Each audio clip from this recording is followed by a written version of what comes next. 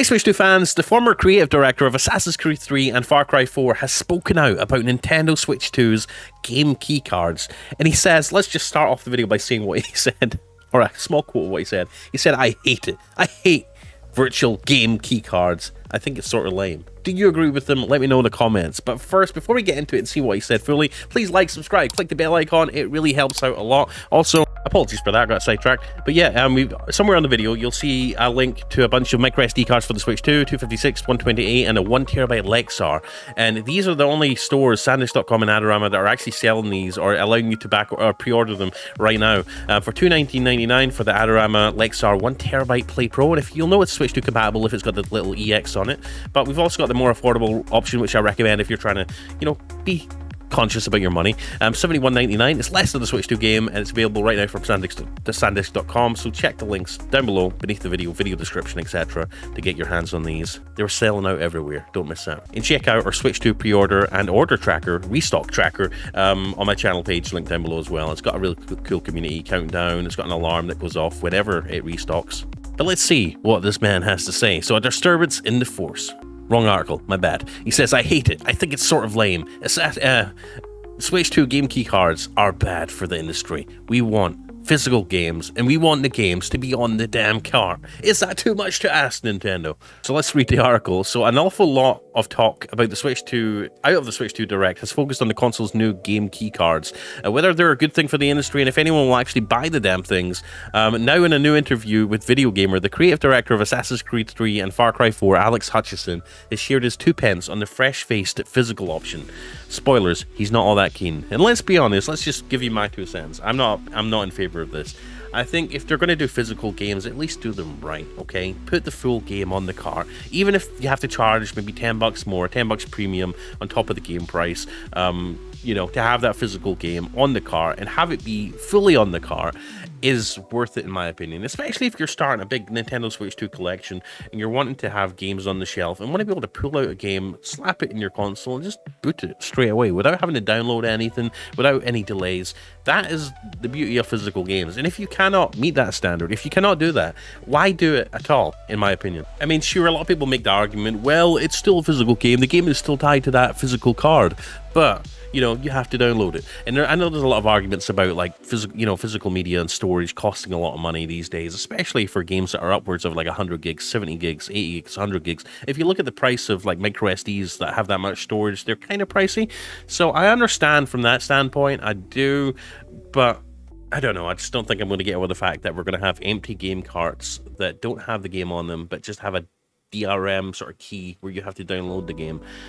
Let me know what you think in the comments. Obviously, it's a heated discussion. A lot of people are in favor, a lot of people are against it. I think for physical game collection, it's just a little bit weird. And obviously, Alex Hutchison agrees. He shared his 2 pence on it. So let's see. The dev drew the comparison between the Switch 2 game keycards and the similar approach taken by the Xbox. And by the way, while we're talking, since he is the creative director of Assassin's Creed 3, I figured I'd put up some gameplay of Assassin's Creed 3 in case maybe you're in the mood to go back and play it, because I am. But yeah, it's similar to the approach taken by Xbox One back in 2013, saying that Nintendo's going to get away with it. While fans were quick to criticize Microsoft, it just shows you the power of nostalgia in our business, and the way that they will beat up Microsoft versus Nintendo is just not the same, especially in Europe, Hutchison stated. It's like, oh, Nintendo's doing it. All right, we're not going to say much. And remember, back when he makes a fair point. Back when Xbox One was announced, they obviously announced that every game is going to have a DRM element to it, where you need to be connected to the internet to play the game. You need to do this, you need to do that. And the gaming community then absolutely turned on Microsoft and basically destroyed them on social media. And yeah, basically it's a big key part to why Xbox just never really took off then. A lot of people really hated on them, thought it was a greedy move, blah blah blah blah blah. And now Nintendo are doing something different in 2025. It seems like they're getting a pass. Basically everyone's like, oh, all right, well, that's no big deal. Nintendo, we love Nintendo. Nintendo can do no wrong. Well, apparently that's not the case, according to Alex. Well, it is the case according to Alex. Basically, people are, looking the other way when Nintendo do it. They didn't look the other way when Xbox did it. It just shows you the difference in like fan culture between Xbox fans and Nintendo fans, right? Nintendo fans live in a bubble. As for his personal take on the matter, the dev was a little bit more clean-cut. He says, I hate it. I think it's sort of lame. The developer told Video Gamer, I don't know, I just feel like it's getting away. We're losing some of what made the business special. Trading Game Boy cartridges at school, or, you know, DS for the modern audience. There's something nice about that. And there is. Trading Game Boy cartridges at school, and if you grew up in the 90s and early 2000s, you'll have remembered that, you know, trading games with your friends, slapping them in, not needing to be connected to the internet at all times, right? You know, it was nice. There's something nice about that, he says. Of course, we should point out that Game KeyCard's internal license to download the game means that they can in fact be traded on the playground or resold, differing from single-use code-in-a-box release, but it will take Hutchison's point all the same. So yeah, you can trade your Game KeyCard, your physical empty game cartridges with someone else on the playground, but if you want to jump into that game there and then without a Wi-Fi connection, good luck. You will need to... I mean, I remember that from childhood as well, you know, trading games and stuff like that, but, you know... Sure, you could do that, but at the same time, it's not the same as actually just popping the game in and getting into playing it straight away, which is what you used to be able to do. Whether that's a big issue for you, let me know in the comment section. Well, people continue to voice their discontent with Game KeyCards. It seems the approach that most publishers are taking for the Switch 2 releases, at least at the time of writing, but it seems to be the approach that most publishers are taking, and I would agree with that. Most recently, we heard that the Switch 2 version of Star Wars Outlaws would be a Game KeyCard release. Damn you, Ubisoft. Damn you!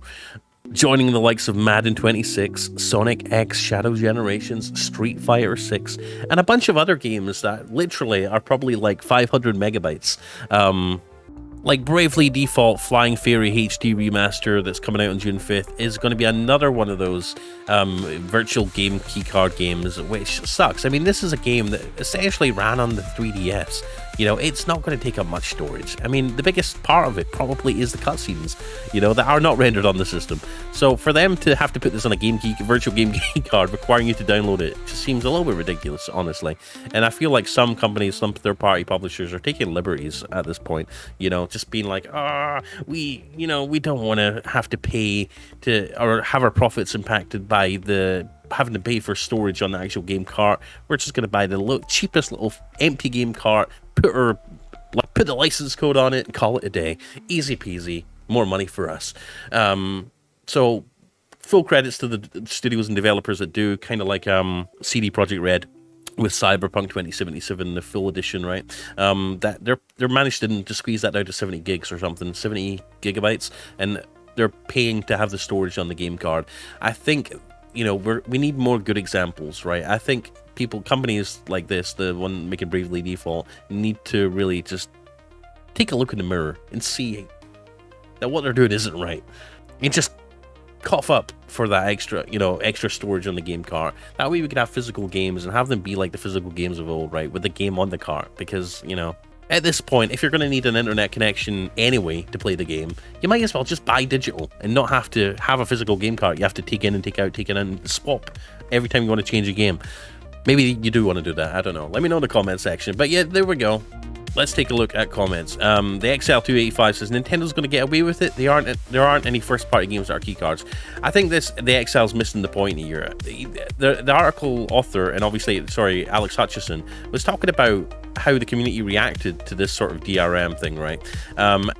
The community turned on Xbox, turned on Microsoft for doing it, and they're turning a blind eye to Nintendo allowing it. No, Nintendo's not making any virtual game keycards. All their first-party games are going to be on the cart, and it is their system. It is their proprietary game cart. They're doing the right thing. But the fact that they allowed it at all is the point of what, you know, is to Alex Hutchison's point, is the fact that they're allowing publishers, third-party publishers and developers to do this. And it doesn't look good for anyone. I understand it allows the game to be resold at any time, but it's a waste of resources. Just allow us to have more variety in sizes for the cards if you want to sell it in stores, and force developers to put the actual game on it. Absolutely. It's not like they sell these versions cheaper than if the game than if the game would be in it. And that's very true. They're not selling these at a discount because they don't have the game on it. They're charging full price. This is about messaging and created a two-tiered system of physical media. Nintendo have, in my view, got it wrong. In the current climate where big business runs gaming and smaller devs are always at imminent risk of closure, the vast majority are going to pick the safer, cheaper option, and that is the game key. There's no putting this genie back in the bottle now either. Probably looking at the last gen or so where physical media exists, and I think this is a very true statement. I think Nintendo were a holdout. They've been championing physical media for a long time. Nintendo fans are notoriously more in favor of physical games, especially with the handhelds. I mean, it's like deep-seated in us. Going back to the old Game Boy days when we had a game cart, physical media, like an actual cartridge that we used to blow in and shove it in the back of the Game Boy, and like we're just wired that way. At least some of us in our older generation, like in our 30s, 40s, 20s, etc. Maybe not 20s, 30s and 40s and 50s, I guess, and beyond. But we're hardwired to want something physical to show for what we, for our money. If we're going to pay $80 for a game, we want something physical we can hold in our hands and enjoy and slap it into something and get that satisfaction of putting a physical game in and just enjoying it there and then. This whole digital thing, there's a lot of people that are refusing to move on and embrace digital games, and I don't blame them, honestly. Ninchocolate says, back in the Game Boy DS days, publishers were also keen to take the path of the widest margins, but there were fewer distribution options. They didn't care about retail discontinuing to sell games any more than they care about the servers shutting down nowadays. People just got used to a certain kind of convenience and access with games. Lol, Ubisoft complains about this, but all their games you need to be connected to their app and can't play offline. So true. Ubisoft are one of the biggest egregious culprits for doing this, and have been doing it for a while, and it's no surprise that they're pulling the same shenanigans with with their games on Switch too. I had that with a lot of games when their servers were down. I couldn't play. Now devs have the option to choose, and they always chose the cheaper part. So there we go, guys. Let me know what your opinions are on game cards. Do you think they're kind of lame? Do you think there's a point to having them? What are your pros? What are your cons? Let me know in the comment section. As always, guys, I'm BestBuy. We cover Switch 2. Please like, subscribe, click the bell icon. It helps more than you know. I cover Switch 2 multiple times a day. All the news that we get about Switch 2, restocks, pre-orders, just news with Switch 2 in tech and gaming in general. I'm here to cover it, and I cover it multiple times a day. So clicking a like really helps out and helps me do it every day. And also check our links in the description for Switch 2 deals, as well as our 24-hour stock tracking stream. So if you haven't got a pre-order, definitely get over there and check it out, and just keep it in the background running, and it should play an alarm when the Switch 2 restocks, right? So yeah, thank you for watching. Love you. And before I go, like I said, I just want to keep hitting this one home. These Switch 2 micro SD cards are selling fast. They're basically sold out at all the different retailers. So I made sure that links are up here for you guys to where you can get them, or at least pre-order them before the Switch 2 release. We've got the 1TB, the 128 and 256, sandisk.com and Adorama. Would I prefer to have shared an Amazon link to where they're in stock and not from a shady third-party seller? Yes, but Adorama, sandisk.com are reputable. They're taking pre-orders for them right now. So yeah, definitely head over there. 256GB if you want a reasonably priced one and a decent good bit of storage. And if you want to go all out for your Switch 2, get that Lexar 1TB from Adorama. Anyways, I love you. I'll see you in the next one. I'm BestBuy. Peace out.